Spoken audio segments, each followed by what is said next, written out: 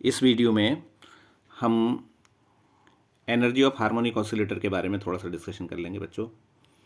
तो harmonic oscillator या simple harmonic motion के बारे में आप जानते हैं, उसकी differential equation second order differential equation होती है।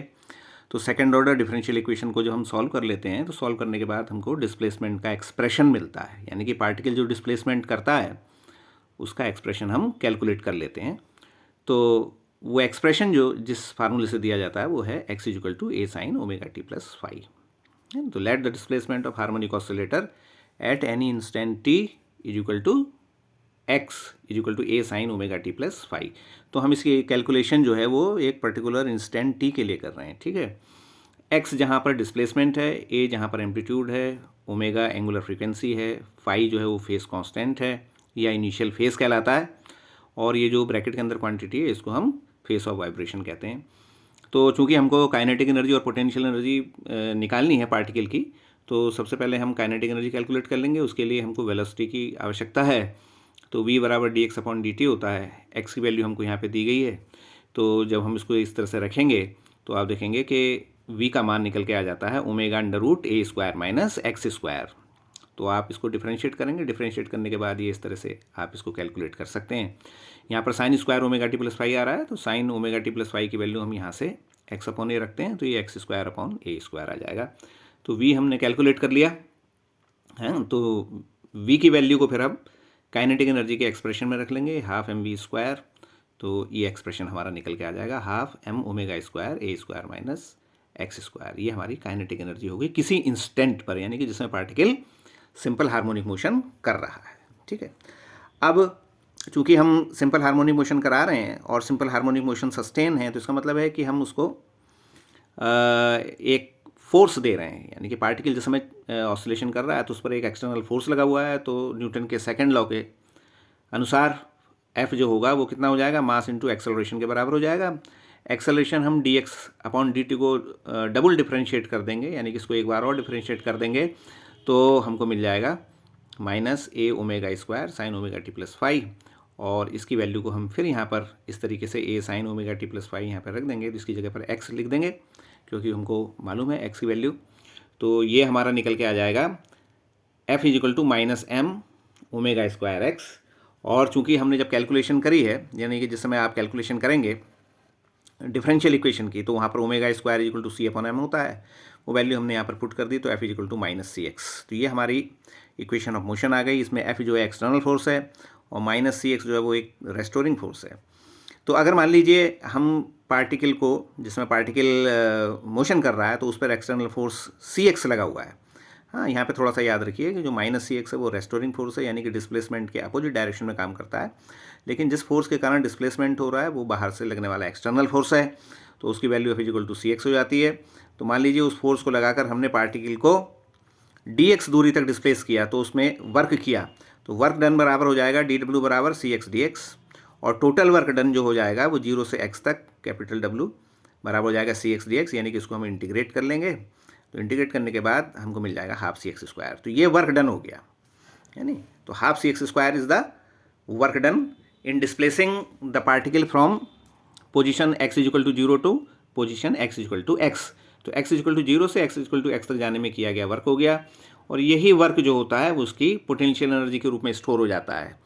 तो पोटेंशियल एनर्जी हो गई हमारी हाफ सी एक्स स्क्वायर, और काइनेटिक एनर्जी हो गई हमारी half M omega square X square, हमने जो ऊपर कैलकुलेट करी थी। तो kinetic energy half M omega square A square minus x square हो गई। और चूंकि हमको मालूम है कि ओमेगा स्क्वायर बराबर सी अपॉन एम होता है, तो आप यहाँ पर सी अपॉन एम रखेंगे तो एम से एम कैंसिल हो जाएगा। तो काइनेटिक एनर्जी हो जाएगी आपकी half c a square minus x square, और पोटेंशियल एनर्जी आपकी हो गई हाफ सी एक्स स्क्वायर। तो टोटल एनर्जी जो होगी वो kinetic energy plus potential energy बराबर हो जाएगी half c a square minus x square plus half C x square is equal to half c a square. तो इसमें एवरीथिंग इज कांस्टेंट। सी जो है वो तुम्हारा फोर्स कांस्टेंट है नहीं, फोर्स कांस्टेंट है, और ए जो है आपका वो डिस्प्लेसमेंट है, सॉरी एम्पलीट्यूड है। तो डिस्प्लेसमेंट की मैक्सिमम वैल्यू है, तो ये भी कांस्टेंट क्वांटिटी है, सी भी कांस्टेंट क्वांटिटी है। तो इसका मतलब है this whole quantity is constant. तो ये हमारा law of conservation of energy भी बन गया। तो law of conservation of energy के अनुसार किसी भी क्षण, क्योंकि हमने कैलकुलेशन किसी पर्टिकुलर क्षण यानी इंस्टेंट के लिए की है, तो at any instant the sum of the kinetic energy plus potential energy remains constant है। ये हमारा law of conservation of energy हमने निकाल लिया, या इसको हम एक तरीके से डिराइव कर सकते हैं। अब अगर हम उसकी काइनेटिक एनर्जी और पोटेंशियल एनर्जी को ग्राफ के रूप में प्लॉट करना चाहें तो हम एक ग्राफ ले लेंगे, यानी कि एक एक्सिस हमने ये ले ली और इस डायरेक्शन में हमने डिस्प्लेसमेंट ऑफ द पार्टिकल को शो कर दिया। तो जैसे मान लीजिए हमको पोटेंशियल एनर्जी को प्लॉट करना है, तो हम इस वाली डायरेक्शन में u ले लेंगे, ठीक है। u ले लिया, इस डायरेक्शन में डिस्प्लेसमेंट x आ गया, तो x बराबर जब हम 0 रखेंगे तो u का मान 0 हो जाएगा। जैसे जैसे हम x का मान बढ़ाएंगे तो इस वाले फार्मूले से u का मान बढ़ता चला जाएगा, और जहाँ x बराबर a, यानी कि जो हमारा रिटर्निंग पॉइंट है या टर्निंग पॉइंट है, जहाँ से पार्टिकल फिर अपनी मोशन को दोबारा विपरीत दिशा में चालू करता है, तो x बराबर a रखेंगे तो हाफ CA², यानी कि ये वाले ग्राफ में इस बिंदु पर, यानी कि जहाँ पर x बराबर a है, इस बिंदु पर हमारी पोटेंशियल एनर्जी हो जाएगी हाफ CA²। और चूंकि ये एक्सप्रेशन जो है एक पैराबोलिक एक्सप्रेशन है, तो ये बोथ साइड सिमेट्रिकल होगा, तो इस डायरेक्शन में भी कर्व इस टाइप से आएगा, इस डायरेक्शन में भी कर्व इस टाइप से आएगा। इसी तरीके से अगर आप काइनेटिक एनर्जी निकालना चाहते हैं तो काइनेटिक एनर्जी का जो ग्राफ है वो इस तरीके से आ जाएगा।